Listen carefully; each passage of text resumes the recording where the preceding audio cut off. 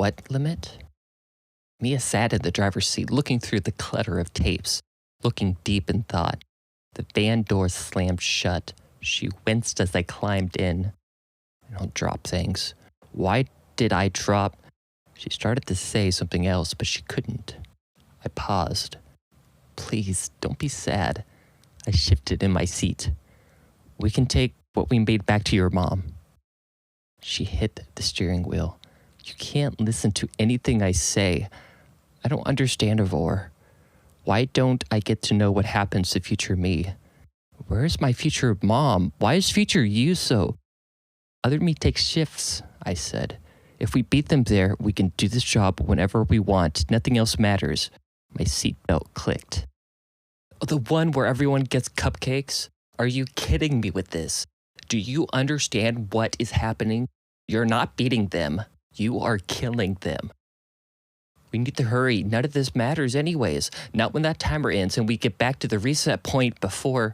Mia began to turn the key but stopped. You aren't understanding, Aurore, she said, raising her voice. I think older you got mad and did something worse than punching a hole in the wall to me. You don't care about me at all. You don't care about anything, not even yourself. That's not true, I said. I would never. You don't know all that. We can fix this. We can work on the issues between us. With this job, we can make money whatever we want, and I'm supposed to be okay watching you kill yourself to work an 8-hour shift over and over? I thought we were getting better, but how can we when you're over there having an identical dimension deathmatch with yourself? For what? Future you can't be poor. If resetting destroys the entire dimension, you are Azami, the destroyer of worlds, dude. Thanos has nothing on your body count. Yeah, I don't know why the future me does anything, but I don't think future me means to suck. I'm still lost. When I'm lost, I do things to try to keep myself stable. You taught me how to cope. I think older me hurts because something happened to you. You happened to me, she said. Neither of us spoke. She hit the eject button on the tape in the cassette player. She looked at the handwritten label. Her hand flipped the tape around to show me the name written on it. Coffee and pizza mix. We need to get going, she said, looking into my eyes. We gotta beat traffic if we want to get the money we made from one order back to Mom. After that, with us, I don't know. My heart sank. Don't talk like that, I said. Mia turned the key, but nothing happened. The hell? Mia examined the keys. She tried again, twisting. We heard no clicking or other engine-y noise. No. Pop the hood, I motioned to the front. My door slammed, and we went around to check. The PDA buzzed in my pocket. Mia noticed and grabbed the release latch thing instead and opened it. A new message notification appeared on the screen. Xbox thing read, Hi. I got an IM. I showed her the message of the device. The van's battery is gone. Mia gently closed the hood. Other you must have taken it out when you went inside. PDA started to ring like a telephone. Mia crossed over behind me and looked over my shoulder. Oh my God, what is going on now? She said. The device wouldn't stop buzzing in my hand. Something broke on this device at the game. We're gonna die. Wait, why does this box say answer? I showed her the buzzing thing to her. Does this work like a phone too? She asked. That's horrible. People can call me anytime they want, I said. I swiped right and heard my older voice through the phone. Thanks for the Long Island or whatever, Azami said. Don't think it worked like you were hoping. You're not going anywhere. I hit the battery near the stadium somewhere. Good luck finding it, you two. Beep. The call ended. When the hell did I learn to take a battery out? I kicked the front left tire. The phone buzzed, sounding like a cowbell. 8 hours are up. Shift complete. Please make your way to the reset point. We panicked, looking around in all directions. I tried to figure out where the older me might have put the entire battery. I spotted a garbage can nearby. I ran to it, looking inside, digging around nachos and beer cans. No battery. She bent down, looking underneath all the cars. There's nothing here. Who knows where that nutcase hit that thing? The reset on the PDA is close to Neonopolis, I said. We both ran as fast as we could away from the parking lot, sprinting into the nearest casino. Once we had passed slot machines and a flower display, we found our way back on the strip. We spotted a cab waiting on the curb. Mia stopped me before I climbed in. "Do you have money?" she asked. "Not with me. I spent everything on booze." I turned to the driver. "Could we pay the fare with the phone?" The driver, wearing a baseball cap, scoffed. "My machine is broken." "Did we check the back seat for the battery?" Mia didn't blink. We turned to run back to the stadium parking lot. "The PDA says this is it," I yelled. We ran into a cabbage store, leaving the van running in the street. Thankfully, Mia knew how to install the battery that had clearly been sitting in the back seat. Getting out of the stadium in that traffic hadn't been so bad since Mia used the sidewalks. She didn't run anyone over or anything, but we did break some traffic laws. Since the identical dimension was about to end and everyone was about to die, we figured it'd be okay. The store was just a store with cabbage. They all looked the same to me. Red and green, shelves lined with boxes of Elon's cabbage, all with the same logo. Throughout the store, they played strange futuristic music. "People don't actually shop here, right?" Mia chewed on her lip. We heard a lady in the back of the store call to us. "You have arrived." I guessed it to be the goggled lady. She looked younger than I thought, wearing a shirt and a tie with black slacks. "It's in the back." She didn't look at us. She read what looked like an employee handbook. "Head." We turned around. Azami stepped out of a cab. "Don't get any further. Don't get any closer to the back room." They slurred their words, walking towards me. I reached for the nearest head of cabbage and whacked Azami across the face as hard as I could. They fell to the ground. I kept hitting them. Their device fell. Mia leapt and picked it up. "Seriously, dude?" Azami stood. "This is how we're gonna do this." Cabbage flew and smacked Azami on the face. A perfect headshot. "What, my other me's you've killed haven't fought back?" The cabbage I had held broke in half on their head. Mia picked up another one. The young lady didn't look fazed by any of the fighting. She kept looking over the employee handbook, as if she had seen this kind of thing before. I kicked my future self in the knee and hit them on the head with the red cabbage. I reached for a giant shelf that had a lot of cabbage boxes. Pulling with all my weight, I sent the heavy shelf crashing on Azami. Chunks of green and brown flew everywhere, falling from on top of them. Mia pushed another shelf. Azami's foot kicked, trying to free themselves of the boxes and cabbage. We sprinted towards the back. We heard a voice from outside. "You didn't pay your cab fare." I slammed the door and locked it. An angry Mia crossed her arms. "You don't think the other driver's gonna help my other self, do you?" I said. Something felt like I was standing on the wrong side of the door. That annoying voice inside your head that tells you not to walk in the oncoming traffic was screaming at me not to do what I was doing. I didn't listen. In the middle of the room sat a large duffel bag stuffed as full as it could get. On top, a bulb stuck out. It lit up green. Mia's squinting eyes found 2 red boxes on the shelf not far from the back exit. "Look at this. It's full of Azami's future treat vouchers." She lifted the paper promises into the air and tilted her head in confusion. "Is the ice cream scoop puppet going to redeem them for us?" I asked. "Let's find out." She poured the coupons into my cabbage container. While she switched the vouchers inked with gold text, my fingers unzipped the plastic slider. USB sticks of yellow and red, along with hundreds of dollars of bills, burst from the zipper teeth.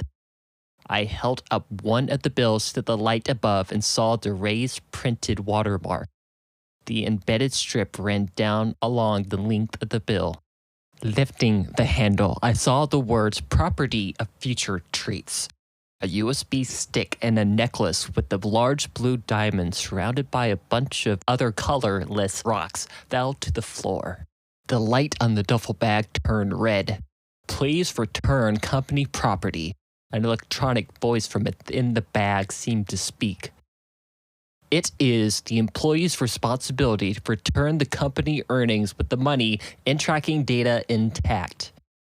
"I can't have nice things," Mia said. "How do we get out of here?" I took a step away from the bag and paused. Wait. Turned around and thought about my future self, trapped in boxes of Elon's cabbage. We should think about this. What's there to think about? Mia held out her hands in confusion. They didn't make it in here. They get to have a say in this. Why are you doing this now? This is the answer to all of our problems. I don't feel cool about this. Thinking of my future self on the other side of the room. Come on, she nodded. Sometimes you got to toughen things out. It's almost over. My palm held the money box of Elon's cabbage. I took the duffel bag. This was the only way to keep Mia safe, I told myself. I hesitated, hoping Azami would be able to get out of those shelves and back in the room. However, no one came. If I hadn't become like my mom, my future self could have fought it. But I couldn't fight. The feeling didn't stop, but I tapped on the PDA. You don't deserve anything anyways, I told myself. Hit confirm to reset and return home with your earnings, a voice said from the device. Something wasn't right. The sound was off. It hummed and clanked. The phone zapped my hand. I felt it deep in my skin, burning. Please reduce weight, the device demanded. Cannot reset with the amount of weight detected. Maybe this isn't supposed to be a two-person job, I asked. How can we reduce the weight? Do we take out some of our money? Nope. Mia took off her shoes and threw them across the room into a cabbage box. I did the same with my shoes, missing the box.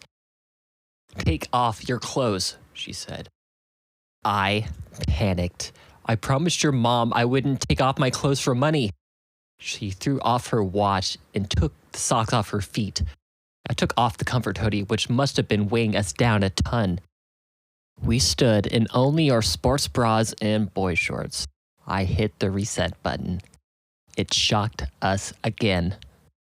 We need to leave our share of the money, I realized. I can't do that to my mom. I can't. This might be the only chance I get with whatever has happened in this messed up future. I won't, she said.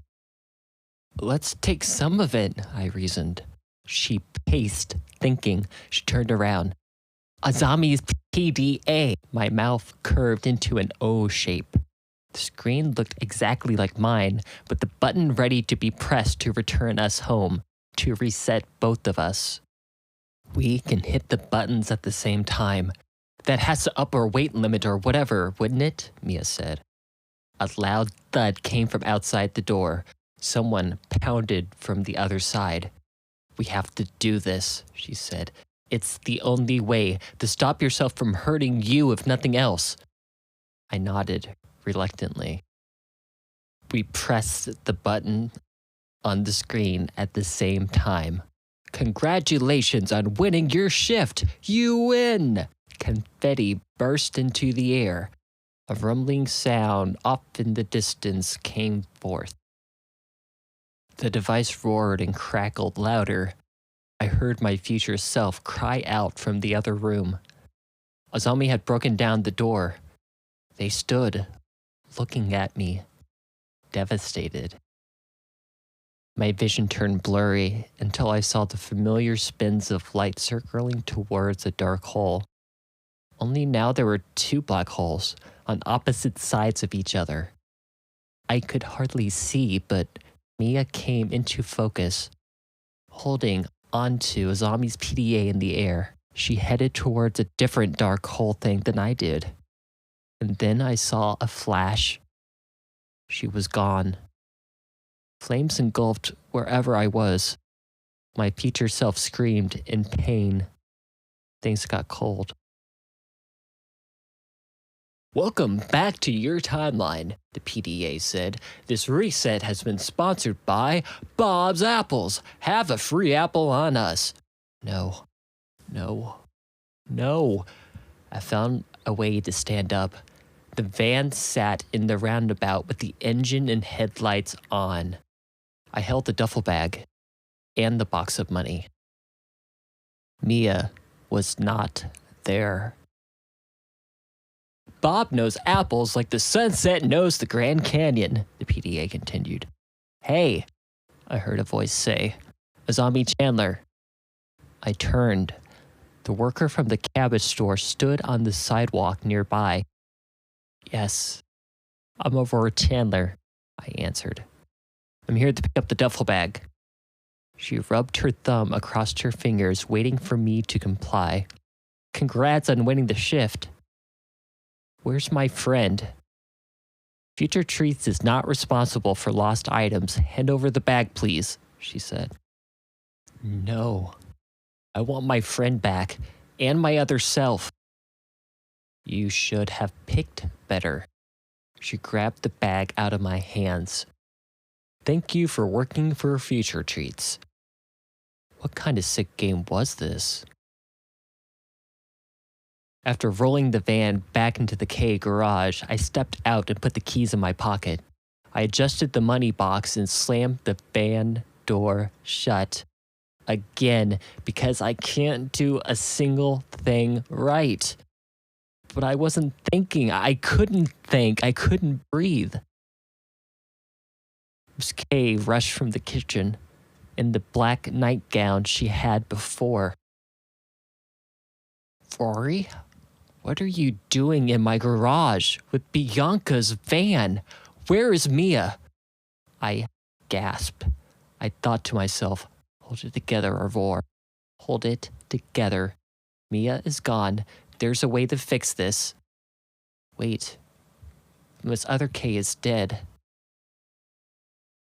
I bit my lip to avoid crying. Aurore. Aurore? Aurore, I need you to speak to me. What are you doing here? The real Miss K said. I don't know, I swear. Those eyes. I know those eyes. She had those wild bear eyes, and that wild bear held a spoon. What happened? What's inside that box in your hand? I gave it to her. You don't need to go to work anymore. Mia wanted to make sure of that. She wanted it for you. What do you mean? Choked. What do you do with that? This PDA sucks and Mia got lost in time? 'Cause I'm dumb? And I let her choose this? But we got a free apple. There's no chance of explaining that horrifying situation to any kind of normal person. But this wasn't a normal thing going on. Aurore, she took a step towards me. Is this some kind of prank? Sour milk in a locker is one thing, but this is theft, kidnapping. We could press charges. How did you get in here? How did you get the keys? Did you take them? I tried to think what to do next, but I had nothing. This is when I'd ask Mia what to do, but I couldn't. I had an overwhelming thought. Had I ever known what to do on my own? Do I not make my own choices and stuff? Aurore! Miss K looked at the strange object I held in my hands. I thought long and hard, realizing I had to tell her. I had no other choice. Or not. I didn't know what or not was at the time, but I picked it. To my shock, though, pressing Start Shift on the screen did nothing. My finger jabbed at the start text over and over, trying to start a shift. It didn't work. I have to go. Keep the money, I said. Where is she? She asked. I looked into her eyes. That's where those specks came from. Sorry. Miss K ran after me as I left the open garage. I ran into the dark on foot with nowhere to go. I tried to sleep for a while in the park behind some bushes after everyone had left the glow party. Most of the time, I lay there thinking about how Mia wasn't coming to save me. I looked across the desert. I tried to count how many colors I could see as the sun rose. Not many. My eyes suck pretty bad. I knew I should have been doing something to better my situation or whatever, but I didn't. I sat there, like Azami did.